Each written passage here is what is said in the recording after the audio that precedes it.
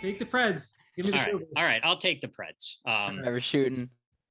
All right. So I gotta I stuck with, from the beginning of the season, I was down the Preds, so I just gotta stick with it going through. Yeah, The Cobras are like my new squad now, so you have to. You got to stick with the guns. Hey, welcome back to Fade the Mahoney, everybody. We're doing a series recap show.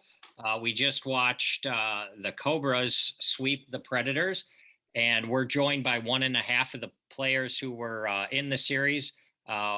Sawyer Behen is here joining us for the first time. And then Drew Davis is half here, audio only.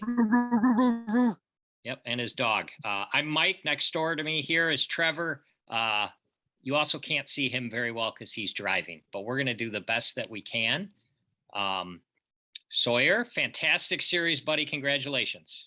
Thank you so much. Yeah. The only thing better than your performance was the fact that I drafted you in the Slate 4 draft. I know. Wait, hey, Mike, I was funny because, like, when I heard your guys' series recap, like, on Thursday with Florida, I was like, I really wanted to text you, and you said, like, I'm going to need a miracle. I have Cratch and Sawyer, and I knew how well they both did, and I was like, I was so tempted to text you, like, you were going to be happy, but then I was like, no, I don't want to spoil it for him. No spoilers. If we just do some real quick recapping of the gambling, real quick, and then we'll get into the series. Trevor won a whole bunch of money over this past weekend. I took the under in this series, which was a terrible pick. I blame Alec Warda for that. I laid the juice with the Predators. Terrible pick. I lost a lot of money on that. Thankfully, I had Cratch in the weekly competition versus the Red Baron. I barely won that. And then Trevor had the best team overall for the Slate 4 draft between me, Cheatham, and Chadwick. Trevor had the best team because those morons who drafted first wouldn't take Robles. So the miracle didn't happen with how well Sawyer and Ryan did? No, I did not. I did not get the miracle. I ended up coming in second. I think Joey from MLW Stats personally dislikes me and graded the scoring in an unfair way, and I ended up losing. How much did second pay, Mike? Okay. Second place paid $0. Yeah, for that. Lost $100 on that. Lost $100 on the over. Lost 125 on the Predators. Bad round of Major League wiffle ball for me. All right, we're done with the gambling. Sawyer, how long have you and Brendan Russell hated each other's guts? So it wasn't really like that because as some people know, I play in the Kalamazoo Wiffle Ball League as well as MLW and EWL. And I play on Grant Miller's team, the Bad Boys. And the Monday before that series, Barron comes up to me and he's like, hey man, just wanted to let you know, Brendan was like talking to me at the All-Star game, or he was talking to someone, and he said that he was going to try to get in my head from the whole wands down thing with the Magic. And I had a whole week to kind of prepare for that and just think of ways that I could get in his head first and just not allow that. And by the time I hit that first homer, I was like, okay, this is going to be a good day. I was seeing the ball really well off of Cratch and especially McGlade as well. Then after McGlade like pumped a drop ball past me, Russ just goes, don't worry, he ain't going to hit it. And I poked one over. I'm shocked that one got over, to be honest. And it just kind of escalated from there. And then he hit the homer off of me. I come back up to the plate and I'm like, okay, I'm sending this one right over your head. Like, this is, if it goes anywhere else, I'm going to be disappointed. And I hit it and it just goes right above his head. And I run around and I'm just like, what's up now, buddy? Or something like that. And I just hear Drew just yell, talk more. And I mean, they shut up so quickly after that. Like, they really were deflated after that one, for sure. I watch Major League Wiffle Ball to be entertained. And that series was nothing if it wasn't entertaining. That was fantastic. We need more chirping. That was great. Trevor, what do you got for questions? Anything ready to fire? Yeah. So, he mentioned seeing Cratch really well. What was it about Cratch that you're seeing well? I mean, everybody's kind of had trouble with that 2 seam this year and has trouble overall with all his pitches. So what was it that you're seeing really well about him? So in the first game, I saw him really well just because he wasn't really working that two-seamer in. And that's the one thing I noticed about Cratch is he just throws so many pitches where he threw a completely different arsenal to me in game 3 than he did in game game 1. So in game 3, I actually struggled for the first 3 innings on hitting. I think I pieced together like 1 or 2 singles the entire game. His two-seam is a really tough pitch to hit, personally, because the ones that hit the strike zone look like they're sliders outside. And then the ones that I usually would end up swinging at were ones that looked straight down the middle to me, and I would end up chasing them low and inside. So the biggest key that I found to hitting Cratch in game 1 especially was after that first at-bat, I kept trying to pick out the pitches he was throwing, and he threw a different pitch to me all 3 times, struck out on 3 pitches on that ugly swing. So when I got the chance to hit again in the same inning, I came up to the plate and I was like, he's going to put it in the zone or close to the zone. So I might as well just swing as hard as I can. And I kind of just put a charge into that one that I put over the fence. Nice. Another question from me, Sawyer. Do you think if you had a better manager, you'd have more at bats than you currently have? No, honestly, I like playing on the team with Drew. I could like the way that our season has kind of gone is he's given me more and more like playing time and responsibility as the season went on. Like when we played the Mallards, I was leaving the field that day and he was like, yeah, you're our number 2 pitcher now. Congratulations. Then after the Magic series, he was like, okay, you're going to hit at least 1 game every series. Then after the Wildcats, he was going to hit him, Sean, and Andy in game 3. And I said that I wanted to hit and I was going to hit. And I was the only person in that entire series who didn't strike out to Sailor. And I'm leaving the field that day. And he just goes, so you're going to be hitting at least 2 games. And then Andy couldn't make the series. So Drew texted me. He's like, so you and me are hitting all 3 games. Let's go win this thing. So I love playing for the Cobras. I think it's the only team that really fits my personality as well, like out of any team. So I don't think that Drew's a bad manager at all for that. That was very nice of you. No problem, Drew. I got Drew, your back. Drew, when was the last time you managed this well? I don't know, maybe like my rookie season. Who's responsible for your draft picks? Is that all you? Yeah. Congratulations, buddy. Your last 2 drafts have been pretty okay, I guess. Thank you. Well, actually, the Sawyer pick like came kind of late. Like we didn't really know who we were gonna pick, and then I got a DM from Sawyer over Instagram, and like I kind of get like a lot. Like I'm not trying to like I don't know sound like weird or anything, but I do get like a few like DMs from people, and so like especially from people that want to be drafted. So honestly, like some of them I like don't see, but like Sawyer's, I just kind of like I don't know. I guess I just clicked on it, and he sent me a video, and I watched it. And to be honest, like at the time, we weren't really looking for a second pitcher. We were more looking for a hitter, and that's kind of like why we drafted him was for his hitting. But like obviously, we saw the drop ball that he was throwing, and like I think I asked him, I was like, "Hey, like what ball do you use? Because that drop pitch looks like it's like really violent, and like it drops way more than our pitches." And he was like, "Oh, we just use scuff ball like you guys." And I literally asked him to send me a picture of the ball because I didn't like really believe him.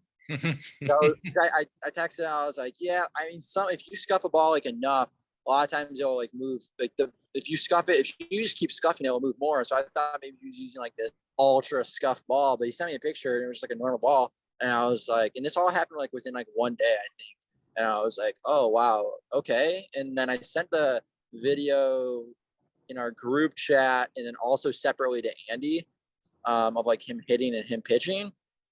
And I was kind of like, this guy just sent me this over Instagram. He looks pretty good. I like how he has a really level swing. I think we should get this guy.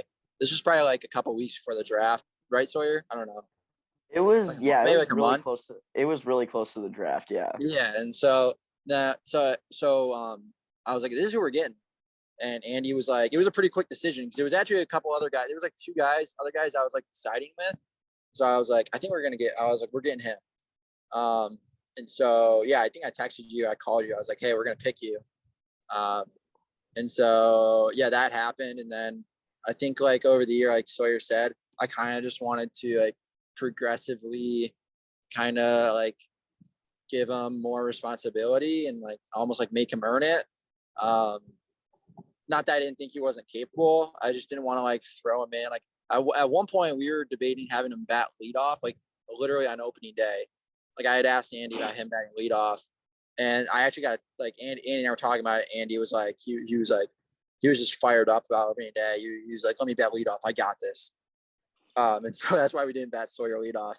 But then like, yeah, I saw him like, even like during the Wildcats series, he just like the way, even though he wasn't getting a lot of hits, like someone said in our Discord, they were like, all right, well, Sawyer kind of came like out of the blue. Like no one could have thought he was going to be a good hitter. And I was like, well, if you go back and watch the Wildcats series, he didn't like get a lot of hits, but like he didn't strike out. Like all of his balls were in play and they were like hard ground balls. So like, if you actually just watch the series, you couldn't really say he didn't hit well because he did. It's just like the results didn't show it. But then after, obviously, I like sucked at pitching. I just was like, yeah, time to give it up. Sawyer's better. Probably the best piece of managing you've done. Good job. Yeah, and I've kind of wanted to like do that for like a long time. Like, it's kind of nice, like not being to like not pitch. Kind of like, I mean, like I miss pitching, but it's kind of nice just to like not have to worry about. Like Sawyer said, he felt more stressed out in the field than he does pitching, and I couldn't disagree more. Like pitching was where I'm most stressed out at.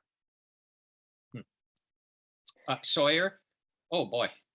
I don't know what just happened. You look at that. We got. Did you get in the car like us? Oh, No, my lights went out for a second. Probably Brendan Russell. The other. Maybe. Did the other 7 managers not respond to the DMs that you sent them? No. So basically, what happened is about 2 months before the draft, I want to say like March or February, there was like, I don't even know who made it, but it was a massive group chat of like a ton of like probably Trey Flood, Reese Harris was in it, Cal Foreman from like Wiffle prospect, Connor the Cobra prospect or something like that. There was like 10 people in it who were all trying to get drafted, and like Trey and Reese were saying that they pretty much already had it. I think Casey was in that group chat as well. And I was asking him like, how did you guys like get on the radar? And Casey, Trey, and Reese all said, just make a highlight clip and send it to him. And I already had one because we were going to make a YouTube post for EWL. So I was like, sure, I'll just send it. And I sent it to Drew first because the Cobras were my favorite team. So I was like hoping I would luck out there. And Drew responded in like 2 minutes. Like I was about to send it. I don't even know who I was going to send it to next, but Drew responded just like that. And I was like, I mean, he said I have a good chance, so I don't think I'm going to send it to anyone else. So it just kind of went from there. Wow. Drew, you're the best. Thanks, I guess. I got a question for Drew. Let's go. Yeah, what's up? Hard-hitting question here. And I think this is on a lot of people's minds. Okay. Are the Cobras better without Andy? No. Well, okay. I mean, I guess like, yeah, obviously like hitting wise, like he hasn't been the best hitter. And like, I guess like if you're asking like, are the Cobras better without him in the lineup? Like, I feel like right now I would say, yeah, because I think our best lineup right now is like me, Sawyer, Sean. But in terms of like I like having him there, and he was like willing to like, he didn't like put up a fight at all. Like Sawyer can vouch for it. Like in the Wildcat series, when we batted Sawyer the third game, like I pulled Andy aside and I was like, hey, because I was talking to Gus, I think. Gus is kind of like, is like a really good person to have because he's like an unbiased person that I can go to ask about like football stuff. And he's able to watch the game from like, you know, from a different perspective. And I like was talking to him. I was like, hey, like, I don't know what to do. I'm thinking about, you know, putting Sawyer, like letting Sawyer hit over Andy. I don't know what to do. And he was like, I think he said like, you do Sawyer. And I went up to Andy and I was like, hey, so here's what I'm thinking. I'm thinking we're going to do Sawyer and not you. And I was like actually really afraid to ask him that because like in the past, I've like literally lost friends over wiffle decisions. So I was kind of like, I kind of want to bat Sawyer. He's just doing better. And Andy, we call Sawyer the kid. We call Baron the franchise. And we call Sawyer the kid. And Andy just said, let the kid play. And so, yeah, we batted Sawyer. I love it. That's a good teammate there. But yeah, Andy's a great teammate, and he's just awesome. I mean, I think Sawyer probably likes being around him. Yeah, for sure. I wouldn't say anything about what happened in Vermont, but like, I mean, I'm sure he's fun to be around. I don't know. Yeah, I mean, he's a great guy. Yeah, Vermont was pretty fun for sure. Well, I was gonna just bring up real briefly Vermont, which is 2 weeks away, I think. I Sound think right? so. Anyway, you guys play the Diamondbacks, correct? Yeah. Everybody in the league is rooting for you guys, right? Oh, Every- absolutely so. not. There was no way No, anyone was we're rooting like for us. known as the villains. It doesn't really make sense to me. I don't really get why. Oh, I mean, after the Preds, I think people know why.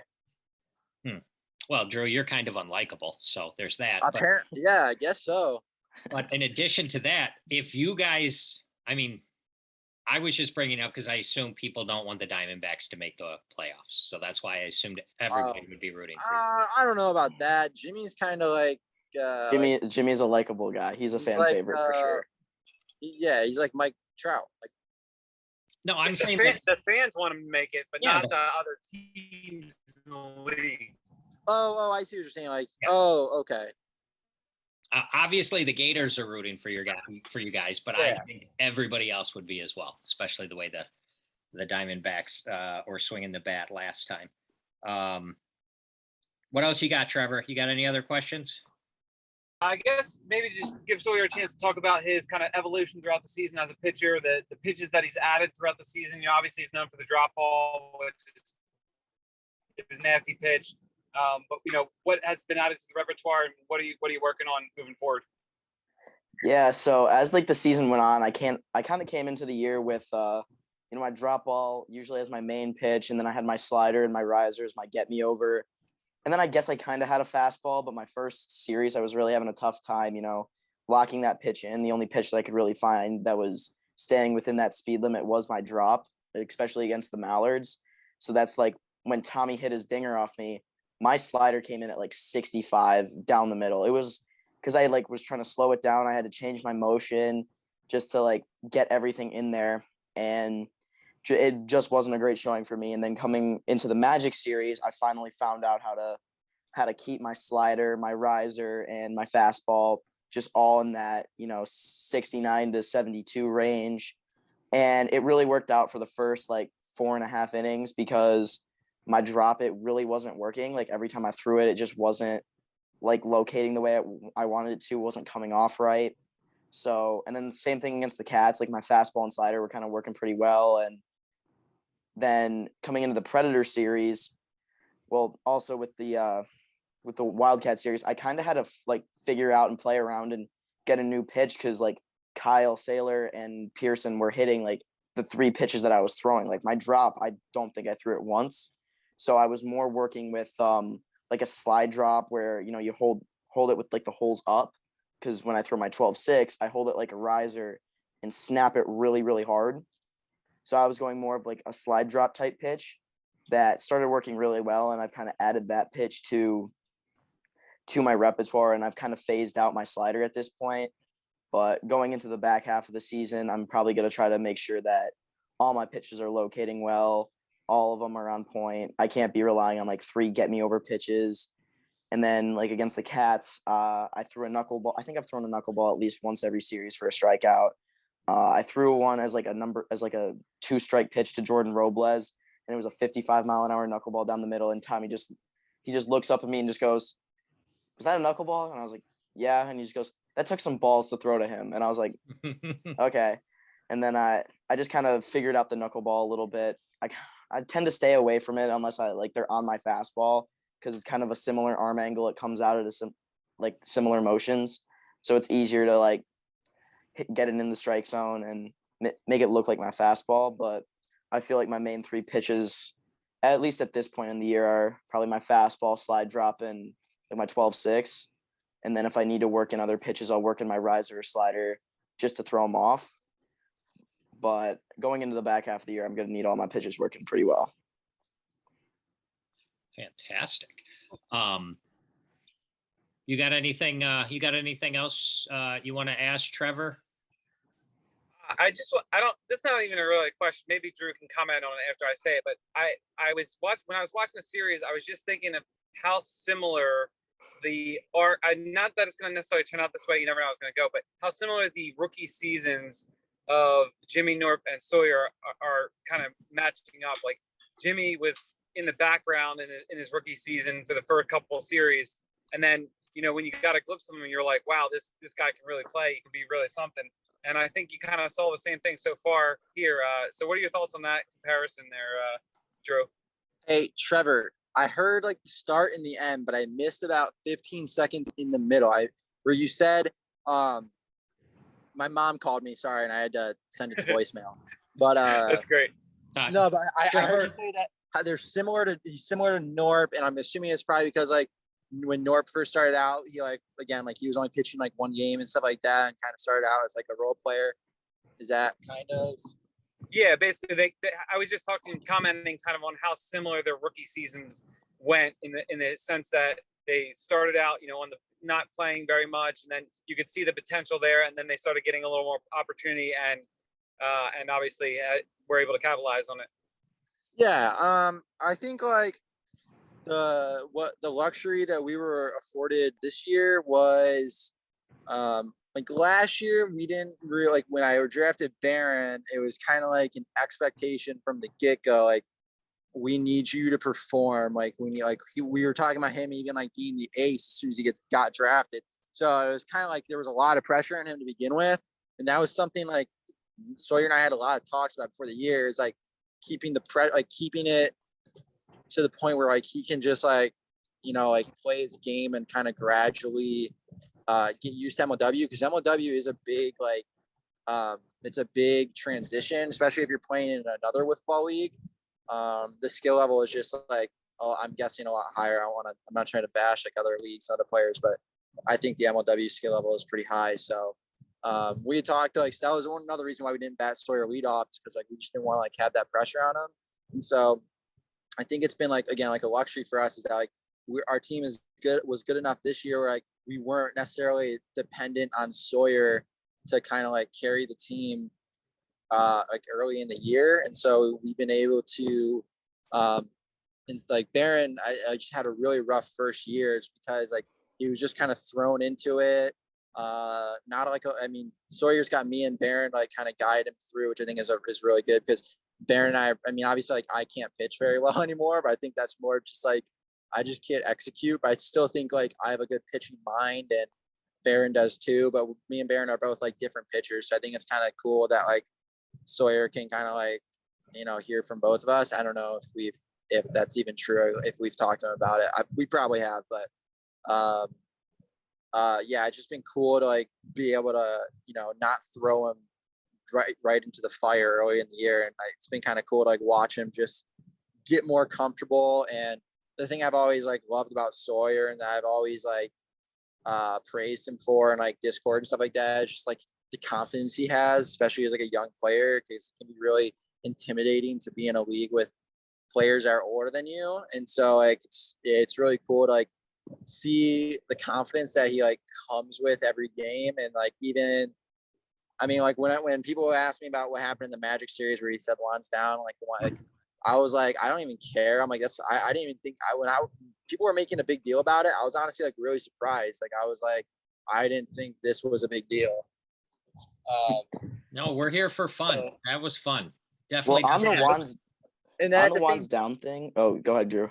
I was gonna say at the same time, like I'm sure Sawyer knows, like if you're gonna talk like that, like you got to be prepared to like get it back. Yeah. If it backfires, which is like it's just part of the game. Like it happens to everybody. So like obviously he was upset when he gave up the homer, but like we didn't help him at all that series anyway. So, but I guess what the main point I'm trying to get at is like it's cool to like see him bounce back and have that confidence that like really you don't see a lot of younger players like have. Like the fact that he's being like, again, like he said, like he feels comfortable with our team because of like the environment our team has. So like I'm just glad that he's able to like feel like he's himself and like he's not trying to. I think like that's one thing that makes our team like so special. So a lot of times it's like we are very, very like different team with our personalities, and like people ask me all the time, like, do you regret not drafting this player? And it's like, well, even if they're good, like they kind of have to like fit our team environment. Like there's a lot of players like Cheatham said, like he despises our team. Like We also had Drew Davis, who said that you told him you wanted to play for them. That's the absolute worst team to play for. Also, Yeah. by the way, I don't want to play with them. Cheatham just would not fit on our team. Like I don't think it'd be a good fit at all. I think he honestly kind of hate it. So like, you know, I think like Sawyer fits right in. He's kind of like a model Cobra. I think he's, you know, perfect. So I'm just happy that, you know, it's kind of worked out the way it has because yeah, he's been awesome for us. All right, what did you want to say about the wands down, Sawyer? So the wands down thing, I think a lot of people, I know Kyle definitely didn't put this in the video, but it wasn't directed at the Magic. It was directed at Brendan Jorgensen, who is sitting behind me, chirping me the entire time. And whenever like I walked someone or when Curdy hit that single off of me, he just started yelling, "Wands up, baby, wands up," and making a big deal out of it. So bases loaded, he said something like, "Oh, he's in trouble now. Wands up, baby." So I struck out Agner and I was like, "Wands down." And it wasn't even directed at the Magic. So I just hated how like they didn't include the fact that Jorgensen's behind the fence just chirping me the whole time. And I didn't even say it to the Magic. But then the other thing with like me showing my emotion and being on the Cobras and like me just coming out with that confidence is, I think it's mostly the hockey player in me, because like I'm the shortest guy in the ice anyway, and I'm the smallest guy out there every time I go out. So I get chirped all the time, and I gotta back it up and I gotta chirp back. And it like coming in here, like I think Gus sent something to our group chat about how some like kid like wrote a freaking essay in the MLW Discord about how what I did like was taunting and it was wrong or something like that.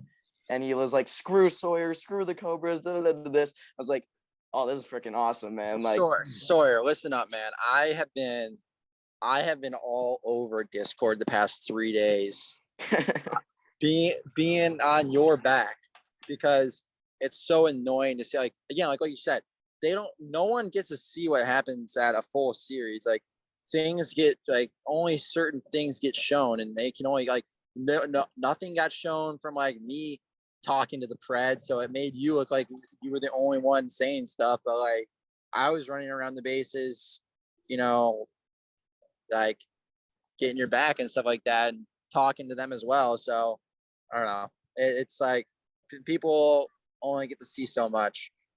I mean, I like that fact that like it was all on me. And a quote that I think makes this series so much fun is, "Everyone loves the heroes, but the villains have more fun." So I feel like that. We have a ton of fun on our team. Oh yeah, every time we show up to the Meadows, it's we are having so much fun no matter what. Like even after we lost in the Mallard series, you know, we were having fun that day. And it's just a great atmosphere coming out with the Cobs to play every day. So it's kind of cool. The quote that I have when you were talking about the chirping on Discord was, I've got "Wolves do not concern themselves with the opinions of the sheep." So you just do you. You guys are in first place. How excited are Cobra fans right now? How did you do this, Drew? Don't answer that. Don't answer. Congratulations. Thanks. Trevor, do you have any more questions? Yes. Hold on one second. Sorry, I just walked into my house. My kids are just seeing me now for the first time, and now I don't have any more questions. I just want to thank you guys for being on here, and then also we got to give a shout out to my son Andrew, who had his first travel baseball tournament this weekend with 8U, and they won the championship, and he had his first hit. We got to give a shout out to him. Shout out Andrew. Nice job. What buddy. position is he? Andrew. Also Hey, a huge Trev. Cobra fan. Andrew, come here, bud. What position do you play? Here, look. They're giving you a shout out for your win today. Say hi. Nice job, Andrew. Congrats, Andrew.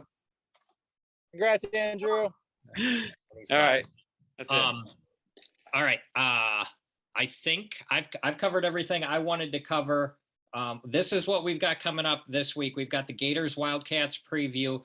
We're going to do a bunch of gambling. We're going to update the odds for Cy Young and MVP. Trevor will handle that. Yeah. We'll do a slate 5 draft. It'll probably just be me and you, Trevor, be my guess. Kind of be difficult to have any of the players participate in that. Yep. I'm muting because I got a lot of background noise here. Okay, that's fine. Otherwise, I think that's it. We did some football gambling on the last show. I'm currently getting crushed. Trevor here, he took the Lions in the worst, luckiest backdoor cover. Can y'all hear me now? Yeah, Oh, sorry, my bad. Did I interrupt? now you did. Yeah, but that's okay. Oh, my bad. I lost you guys for a second there. No, that's okay. I'm just wrapping up. I've lost a lot of money in both Major League Wiffle Ball and NFL the last few days. Someone bet for the Lions? Who bet for the Lions? Trevor did. That's the first rule of betting, Trevor. Come on. You don't bet on the Lions. He won. Oh, you won? Yeah, they backdoored. They were getting killed. And they scored like the last 17 points or something to only lose by 3. Oh, good for them. I was watching the lacrosse semifinal, so I didn't even pay attention to them. Well, that'll give us something new to bet on if you can get us lines for it. Yeah, I'll get you the Lions for the championship next weekend. My team is in it, so I'm excited. All right. All right. Sawyer, you got any parting words for Brendan Russell or anybody else? If we see the Preds in the playoffs, then we'll get you guys there for sure. Fantastic. That's Wait, I got something for Trevor. what? Is Trevor still there? Yep. Oh, hey Trev, what position does Andrew play? In this tournament, he played center field, left field, and second base. So he doesn't catch it all? Not a catcher. Nice. to Not a meet you. catcher. Okay, never mind then. All right. That'll be a good way to end it. Good gambling, everybody. Sawyer, Drew, Trevor. Who else is there? Andrew? Who's that behind you? Is that Eva? Ava? Who's behind you? Oh, she's gone. Never mind. Good gambling, everybody. Bye. Yeah. See y'all. Yeah.